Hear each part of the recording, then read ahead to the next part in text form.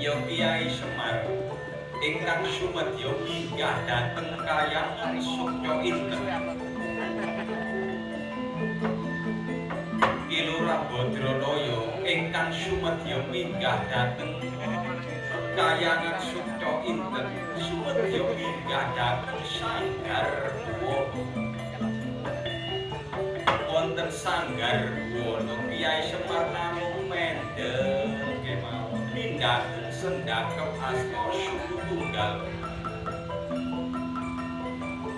Sendakep aranana kumpul asta tangan suku sikil tunggal siji ngumpul plek dadi siji kaya mati-mati ngadeg.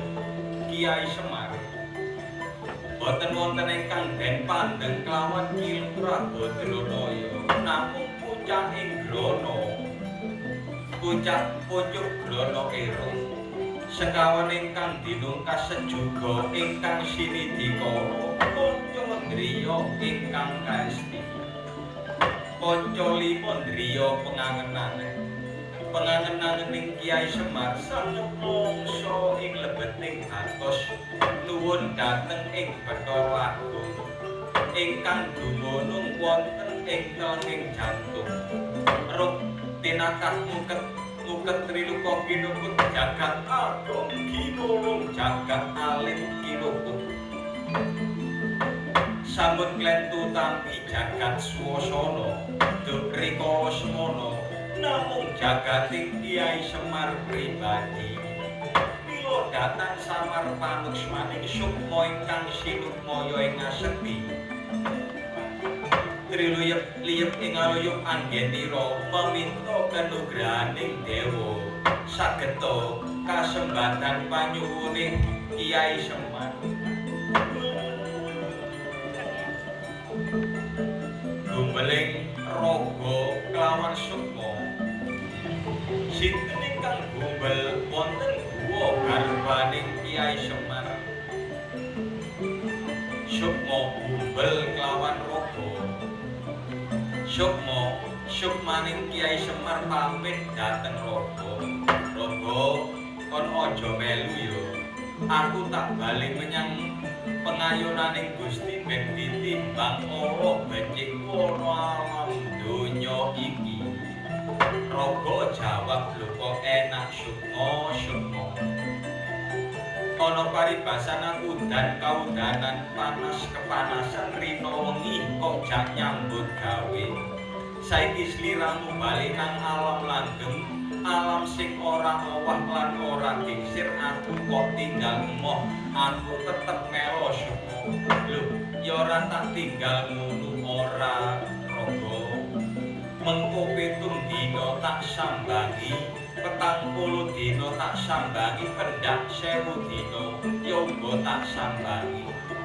Dene sing asalku saka dating lemah geni banyu angin nurhat ajale wesi ya tak balekno nang ajal kamulianmu. Aku tak bali menyang pengayonaning Gusti ben ditimbang ala becik kono alam donya iki. Gumbeling raga kelawan sukmaning Kiai Semar prambah terang tangan pundak kancik wonten nginggiling Gunung Tursina yana kang amastani Gunung Pegat ana nginggiling Gunung Tursina. Sukmaning Kiai Semar ngongak dhateng jagat petang perkara sukmaning Kiai Semar ngongak dhateng jagat wetan ana padang tapi dudu padange rino ana moyo-moyo putih ana segara santen pedhetaning kembang melati manuke kuntul dewane Sang Hyang Bathara Guru sapa dulure Kyai Semar sing ora kerawatan Bambang Aluwamah asmane ngongak dhateng jagat kidul ana moyo-moyo abang ana segara getih pedhetane kembang wara-waribang manuke kulung dewane Bathara Brahma sapa dulure Kyai Semar sing ora kerawatan Bambang Amarah asmane ngongak dhateng jagat kulon ana moyo-moyo kuning ana segara kuwaya kepethetaning kembang gading kuning manuke kepodhang dewane Sang Hyang Pama Jayaratih sapa dulure Kyai Semar ni Dewi Suyang asmane ngongak dhateng jagat lor ana moyo-moyo ireng ana segara wesi manuke gagak dewane Bathara Wisnu sapa dulure Kyai Semar sing ora kerawatan ni Dewi Mutmainah asmane gumbeling raga kelawan sukmaning Kyai Semar marga ina ical sifating Kyai Semar dados satriya ingkang pekih rupane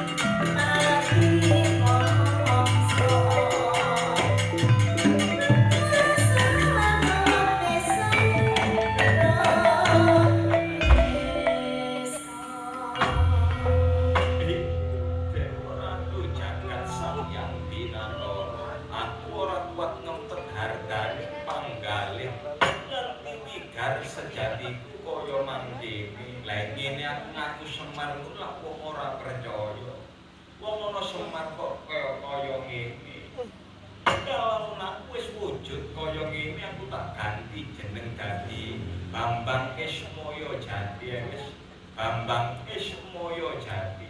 Lah iki tak ungganing kayangan sukca inten tak takoke menyang wong tuaku Sang Hyang Tunggal bener apa ora Begawan Lengkara Dewa sumedya ngalapati karo awakku.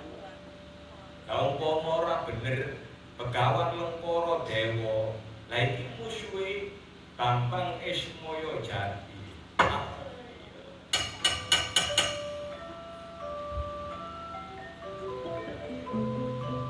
Bambang Ismaya Jati ingkang sumedya mangkat dhateng kayangan Sukca Inten. Bambang Ismaya Jati ingkang sumedya mangkat dhateng kayangan Sukca Inten. Ismaya Jati boten sumedya lumampah wonten ing dedharatan munggah gunung tumurun jurang rasa glagah ayangan. Icak rila kang gumantung nungsung kelut ngayam alas sumedya mongging dir Dirgantara Ismaya Jati. Ismaya Jati jejeg Pertiwi ambal kaping 3 gayuh ing angkasa. Campuh kelawan soroting yang wangkawa.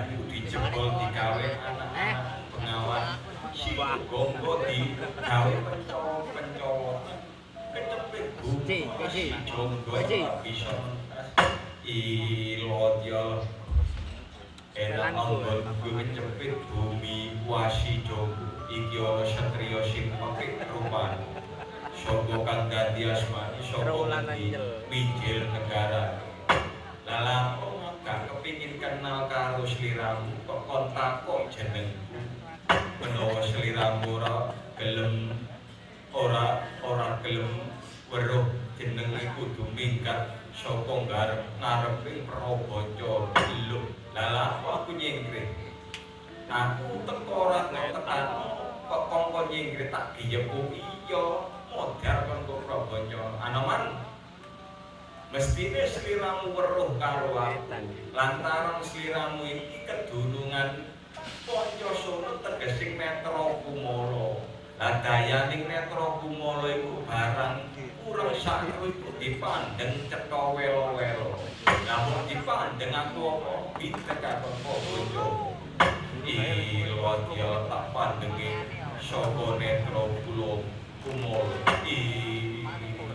Kanjeng Rama ingkang murid ingkang siswa Prabancana nyuwun pitulungan Kanjeng Rama ngerti ya karo aku ngerti sliramu inggih Kanjeng Rama lah panjenengan ngantos dados mekaten menika nalare kados pundi lah iki lak Lengkara Dewa iku sumedya ngalapati karo awakku aku ora kuat ngempet hargane panggalih nganti wigar sejati itu kaya ngene.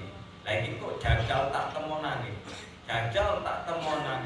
Lah iki mang aku munggah menyang kayangan sukya inten. Nakokno menyang wong tuaku Sang Hyang Tunggal bener apa ora tumindak ing Lengkara Dewa. Lah begawan Lengkara Dewa iku tumindak ing ora bener aku dililani karo Kanjeng Rama Sang Hyang Tunggal.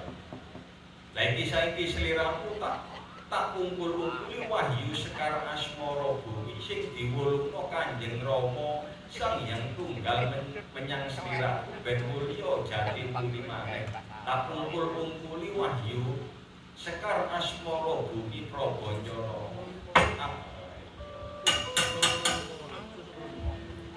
Prabancana den kumpul kawan wahyu sekar asmara bumi Prabancana kumun jangkirat mulya jati budi bayu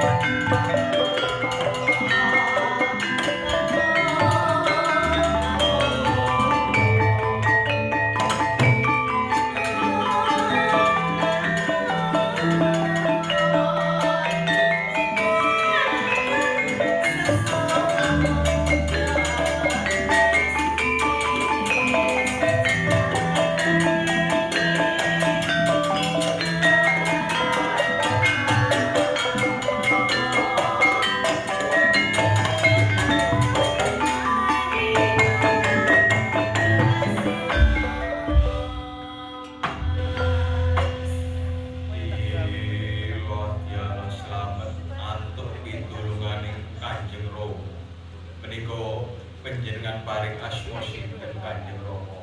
Aku mung jare ngarani aku iki Bambang Ismaya Jati. Aja akeh sing kok takokno tak temonane Lengkara Dewa.